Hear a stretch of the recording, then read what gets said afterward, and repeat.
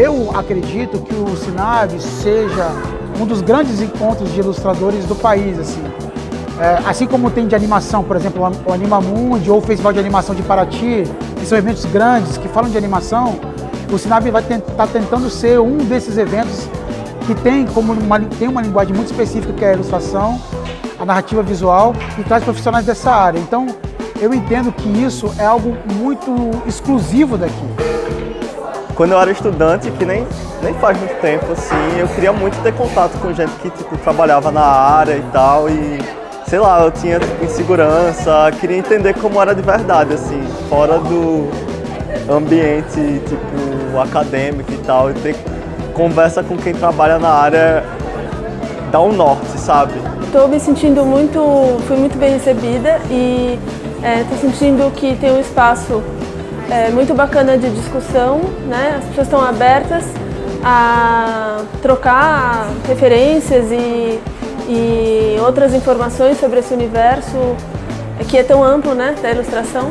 Então estou achando que, assim, acabou de começar, mas eu estou muito animada com essa atmosfera aqui no SESC.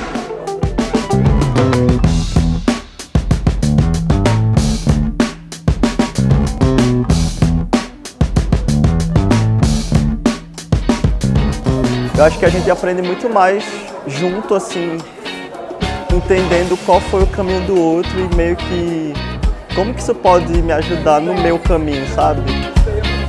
Eu acho ele fundamental, porque primeiro que ele é de verdade, não é rede, não é digital, e a proposta aqui é você abrir a cabeça e dar consciência para as pessoas que querem seguir uma carreira profissional. Então não é desenho por desenhar, é uma coisa mais direcionada a uma profissão, uma carreira, e isso faz uma falta danada em ilustração. Tá? Então qualquer tipo de evento, e principalmente esse aqui, é de grande valia, é importantíssimo. Eu, se puder participar em todos que tem essa proposta, a minha proposta é ajudar desse jeito, então eu estou de parabéns pela relação. Então, cara, o evento está maravilhoso. A gente nunca achou, na verdade, que o evento poderia ter essa recepção que teve, e ele acaba surpreendendo a gente. Vem sempre mais gente do que a gente acha que vem, sempre. Então a gente sempre fica feliz por conta disso. E isso motiva a gente a continuar fazendo o SINAV, porque a gente considera que a ilustração não é só uma paixão nossa, individual, de um grupo específico. Ela precisa estar junto de outras pessoas que também partem dessa mesma paixão. Então, como a gente não conhece essas pessoas, a gente tenta trazer elas para cá, para que elas possam aparecer, entendeu? De verdade, sim.